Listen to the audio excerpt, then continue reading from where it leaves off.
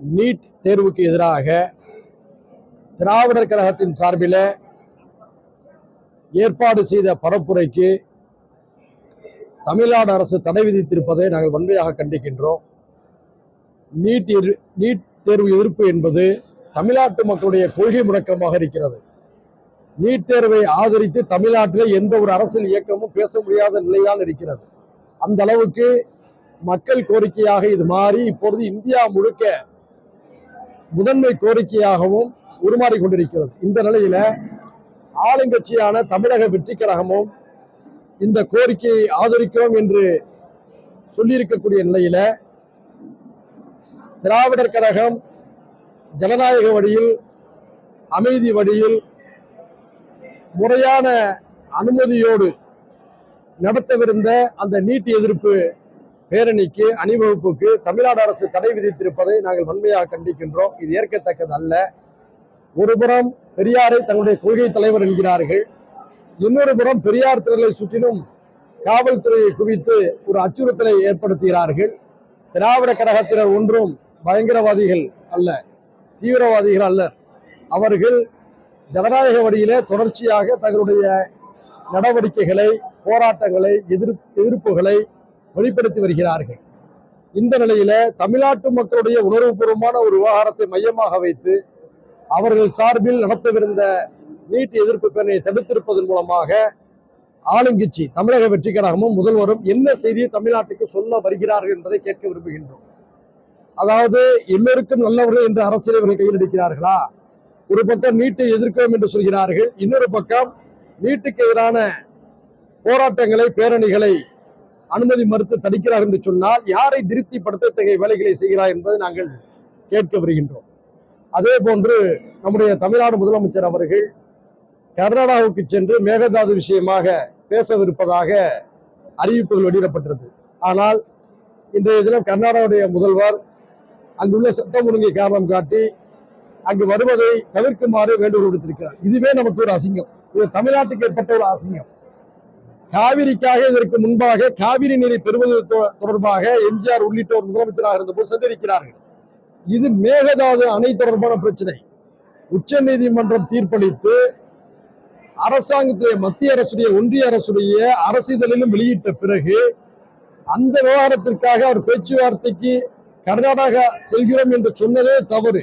இந்த நிலையில் அவருடைய வருகையை கர்நாடக அரசு ரத்து செய்திருப்பது முதல்வருடைய முகத்தில கரியை பூசுவது போல் தெரிகிறது.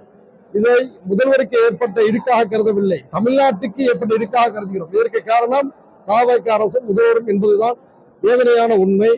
இனிவரும் காலங்களில இந்த விஷயமாக தமிழ்நாட்டில் இருக்கக்கூடிய அனைத்து விவசாய சங்கங்களையும், அனைத்து அரசியல் கட்சிகளுடைய விவசாய பிரிவுகளையும் அழைத்து தமிழ்நாடு அரசு அவருடைய கருத்துக்களை கேட்க வேண்டும் என நாங்கள் கேட்டுக்கொள்கிறோம். அதே போன்று அந்த டிஎஸ்பி திண்டுக்கல் மாவட்டம் அதனுடைய காவல்துறை எஸ்பி அவர்கள் ஜெயச்சந்திரன் ஒரு நல்ல அதிகாரி. ஏற்கனவே என்னுடைய சிதம்பரம் தொகுதிக்கு உட்பட்ட கடலூர் மாவட்டத்தில் எஸ்பியாக இருந்தார். நல்ல அதிகாரி, நேர்மையான அதிகாரி. அவர் தலைமையில் இந்த மாவட்டத்திலே சட்டம் ஒழுங்கு சிறப்பாக இருக்கும் என்ற நம்பிக்கை இருக்கிறது. வாழ்த்துக்களை தெரிவித்துக் கொள்கிறோம். அதே நேரத்தில் இங்கே சிதம்பரம் நகரத்தில் டிஎஸ்பியாக இருக்கக்கூடிய திரு கார்த்திக் அவர்கள், திண்டுக்கல்லில் டிஎஸ்பியாக இருக்கிற திரு கார்த்திக் அவர்கள் சிறுபான்மை சமுதாய மக்களுக்கு அச்சுறுத்தலை ஏற்படுத்தக்கூடிய வகையில் செயல்படுகிறார் என்ற புகார்கள் தொடர்ந்து வந்த வண்ணம் இருக்கிறது. குறிப்பாக எங்கள் கட்சியிலே சாகுல் என்பவர் சேர்கிறார். அவர் மீது பல வழக்குகள் இருக்கிறது. அவர் சட்டப்பூர்வமான வழக்குகளை அணுகி வருகிறார். ஆனால் அவர் ஆயுதங்களை வைத்திருந்தார் என்று பொய்க்குற்றம் சுமத்தி அவரை கைது செய்திருக்கிறார்கள். அது மட்டும் இல்லாமல் எங்களுக்கு இன்ஃபார்மரா இருக்கணும்னு சொல்லி அச்சுறுத்தி இருக்கிறாங்க. இது நல்ல போக்கல்ல. இந்த போக்கை அவர் கைவிட வேண்டும். ஒருவர் தவறான செயல்களில் ஈடுபட்டார் என்று சொன்னால் அவரை திருத்தி வாழ்வதற்கான வாய்ப்புகளை சட்டம் தருகிறது, சட்டம் அனுமதிக்கிறது. இவர் இது மேல ஒரு குற்றச்சாட்டு நிரூபிக்கப்படவில்லை, வழக்குகள் இருக்கிறது, சட்டப்பூர்வமாக அணுகி கொண்டிருக்கிறார். ஆனால் மிரட்டல் துறையில பேசுவது, இன்ஃபார்மரா இருக்காவிட்டால் உங்களை உரிய நடவடிக்கை எடுப்போம் சொல்லி மிரட்டுவதெல்லாம் ஏற்றுக்கொள்ளத்தக்கதல்ல. இதை நம்முடைய மரியாதைக்குரிய எஸ்பி ஜெயச்சந்திரன் ஐபிஎஸ் உடைய கவனத்துக்கு பத்திரிகையாளர் வாயிலாக தெரிவித்துக் கொள்கிறோம். இந்த மதுரை மண்டலத்துடைய டிஐஜி, ஐஜி உள்ளிட்டோர் இதை கவனத்தில் கொள்ள வேண்டும்.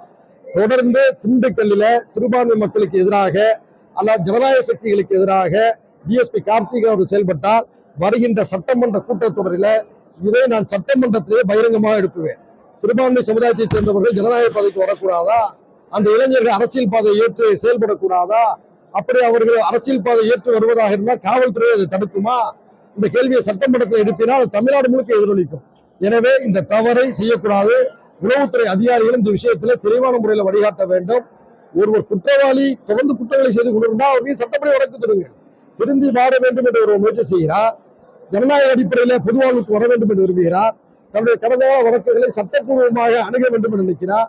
அவரை மிரட்டி பொய் வழக்கில் கைது செய்வது நியாயம் அல்ல. அதை நாங்கள் வன்மையாக கண்டிக்கிறோம். கேள்வி இருந்தா கேளுங்க.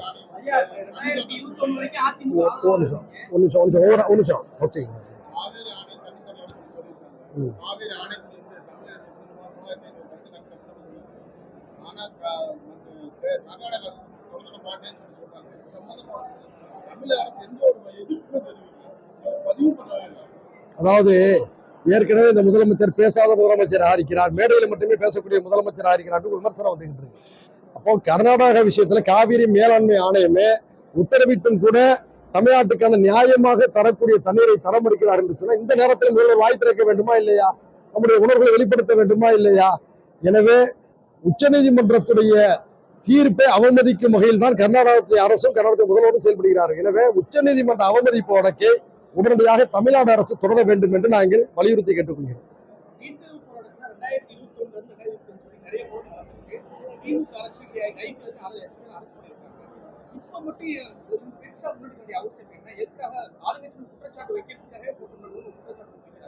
அது தவறான கருத்தாக நான் கருதுகிறேன். என்னன்னா, நீட் தேர்வுக்கு எதிரான போராட்டங்கள் ஜெயலலிதா அம்மா அவர்கள் முதலமைச்சராக இருந்த காலகட்டத்திலிருந்து அதுக்கு அடுத்து மாண்புமிகு தளபதி ஸ்டாலின் அவர்கள் முதலமைச்சர் இருந்த காலகட்டத்தில் தொடர்ந்து தமிழ்நாட்டில பல்வேறு வடிவங்களிலே எழுப்பப்பட்டு வருகிறது. நீட் எதிர்ப்பு விஷயத்துல தமிழ்நாட்டில் இருக்கக்கூடிய பாரதிய ஜனதா கட்சியை தவிர, அவருடைய ஆதரவாளர்களை தவிர மற்ற எல்லோரும் ஒரே அணியில இருக்கிறார்கள். பல்வேறு இயக்கங்களாக இருக்கலாம், பல்வேறு கட்சிகளாக இருக்கலாம், பல்வேறு கூட்டணிகளாக இருக்கலாம். ஆனால் நீட்டை அடியோடு ரத்து செய்ய வேண்டும். தமிழ்நாட்டுக்கு மட்டுமே விதிவிலக்கல்ல, இந்தியா முழுக்கவே ரத்து செய்ய வேண்டும் என்ற குரலை தமிழ்நாட்டில் இருக்கக்கூடிய எல்லா ஜனநாயக சக்தியிலும் இருக்கிறார்கள். இப்போ நீட்டு விஷயமான நீட்டு தேர்வுக்கு எதிரான விஷயங்கள் நாடு முழுக்க வெடித்திருக்கக்கூடிய நிலையில அதனுடைய கோப அலைகள் மற்ற மாநிலங்களில் தமிழ்நாட்டில் அதிகமாக இருக்கிறது. இந்த நேரத்துல தமிழ்நாடு அரசு இந்த விஷயத்துல மீண்டும் நீட்டுக்கு எதிரான ஒரு தீர்மானத்தை சட்டமன்றத்துல எடுப்ப வேண்டும் என்பதுதான் எல்லோருடைய விருப்பம். தாவேக அரசுடைய நிலைப்பாடு அதுதான் சொல்லியிருக்கிறாங்க. அப்படி அந்த அரசு நிலைப்பாடு அதுதான் சொல்லியிருக்கும் பொழுது அவருடைய கருத்தையும் சேர்த்து வலியுறுத்தக்கூடிய போராட்டங்களை கொடுப்பது என்ன நியாயம்? இதைத்தான் நம்ம கேட்கிறோம்.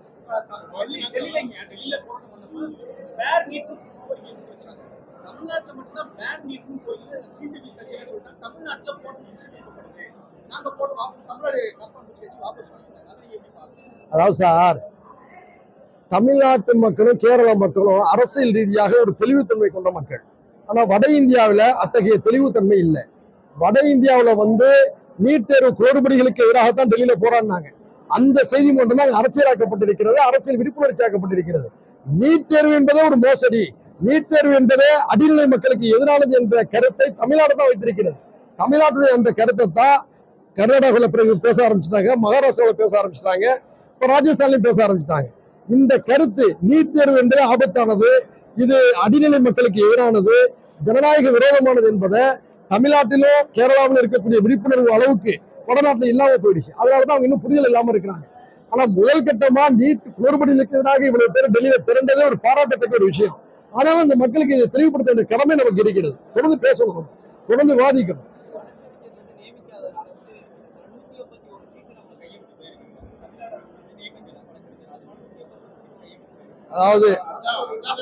அதாவது கவனக்குறை, அதாவது இன்னும் இந்த அரசு ஒரு பல விஷயங்கள்ல நிர்வாக விஷயங்கள்ல ஒரு மெத்தனமா இருக்குங்கிற குற்றச்சாட்டு இருக்கு. இப்ப நம்மள என்ன சொல்றோம்னா, உங்களுடைய வாக்குறுதிகளை அமல்படுத்த நீங்க 6 மாத காலம் எடுத்துக்கொள்ளுங்க, கூடுதலாக கூட எடுத்துக்கொள்ளுங்க, தவறு இல்லை. ஆனால் உடனடியாக செய்யக்கூடிய விஷயங்களை கூட அலட்சியமா இருக்கிற என்ன நியாயம்? இன்னும் துணைவேந்தர்கள் பல்கலைக்கழகங்களுக்கு நியமிக்கப்படுறது எவ்வளவு பெரிய பாதிப்பை தமிழ்நாடு சந்திக்குது, கல்வித்துறை எவ்வளவு பெரிய பாதிப்பை சந்திக்குது. இப்ப நீ உச்சநீதிமன்றத்தில் நீதிபதி நியமிக்காதனால நம்ம இவ்வளவு பெரிய இழப்பு நம்ம சந்திச்சிருக்கோம். எனவே இந்த மந்த நிலையிலிருந்து விடுபட வேண்டும். அதாவது நீங்க ரீல்ஸ் போடுறீங்க, சோசியல் மீடியாவில் உங்களுடைய ஆதரவு சக்தியில தக்க வச்சுக்கிறீங்க, இதெல்லாம் உங்களுடைய அரசியல் நடவடிக்கைகள். அதெல்லாம் நாங்கள் பெருசா விமர்சிக்க விரும்பல, மக்கள் பார்த்துக்கிட்டு இருக்கிறாங்க. ஆனா அடிப்படையா செய்ய வேண்டிய நிர்வாக பணிகளை செய்யணுமா இல்லையா? அதுல இவ்வளவு நீங்க அஜாக்கிரதையா இருந்தாங்கன்னா அப்ப நீ ஓட்டு போட்ட மக்களுக்கு நீங்கள் செய்யக்கூடிய பாதகமா தான் இது கருதப்படும்.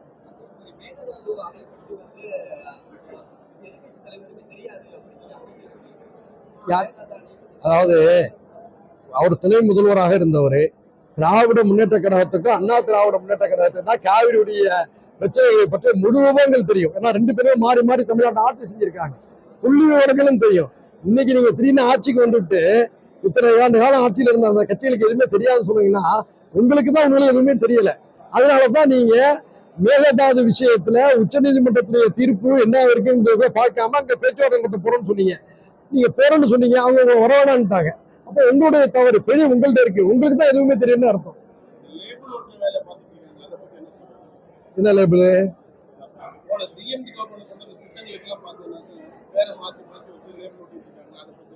அதாவது சார், அந்த லேபிளை மாத்துறது போறது வர்றது இதெல்லாம் நான் பெருசா விமர்சிக்க விரும்பல.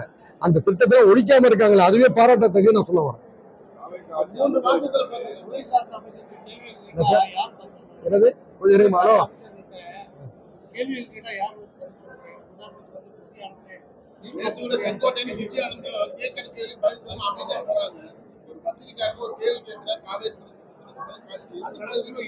சார் சார்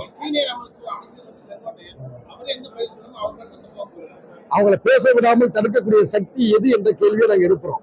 பொதுவாக சார், ஆட்சி அதிகாரத்தில் இருக்கக்கூடியவர்கள் மக்களோட தொடர்பு இருக்கணும், பத்திரிகையாளரோடு நெருக்கமாக இருக்கணும். ஏன்னா பத்திரிகையாளர்கள் உரையாடும் போதுதான், அவருடைய கேள்விகளுக்கு பதிலளிக்கும் போதுதான் பல விஷயங்கள் நாம் தெரிந்து கொள்வோம், அல்லது பல விஷயங்களை நம்ம மூலமாக விளக்கப்படும்.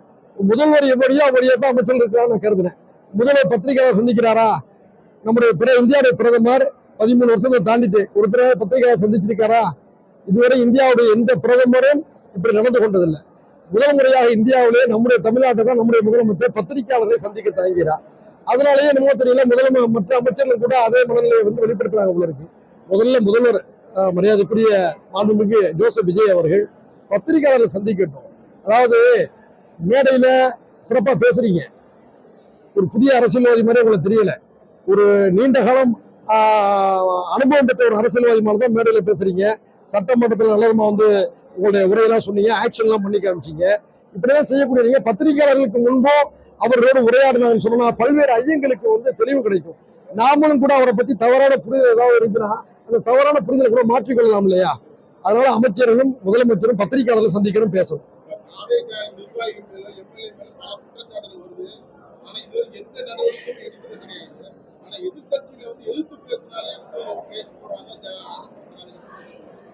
அதாவது நேரு அவர்கள் பிரதமராக இருந்த போது ஒரு முறை தேர்தல் பிரச்சாரத்துக்கு மத்திய பிரதேசத்துக்கு போறார்.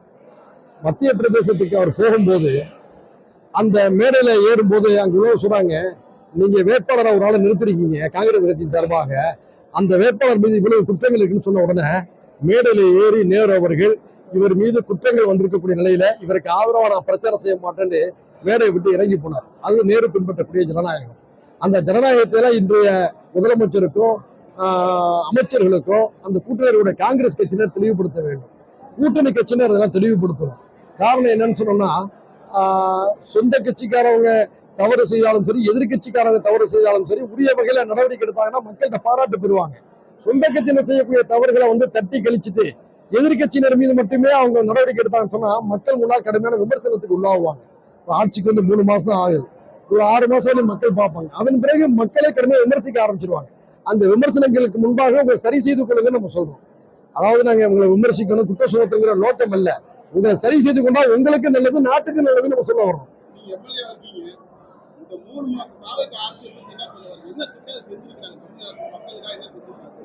அதாவது சார், ஆரம்ப நிலையில நிக்கிறாங்க, இவர்களுக்கு மதிப்பெண் போடுங்கன்னு பல பிரஸ் மீட்ல என்கிட்ட கேட்கிறாங்க. மதிப்பெண் பெறக்கூடிய அளவுக்கு இன்னும் காலம் கனியலன்னு நம்ம சொல்றோம். தொடக்க நிலையில இருக்கிறாங்க, ஆனால் மந்த நிலையில இருக்கிறாங்க. சரியா? 6 மாத கால அவகாசம் என்பது வாக்குறுதிகளுக்கு தான், கொள்கை கோட்பாடுகளுக்கு இல்ல, உடனடி செயல் திட்டங்களுக்கு இல்லை. ஆனால் இந்த மந்த நிலையிலிருந்து விடுபட வேண்டும். நல்லது.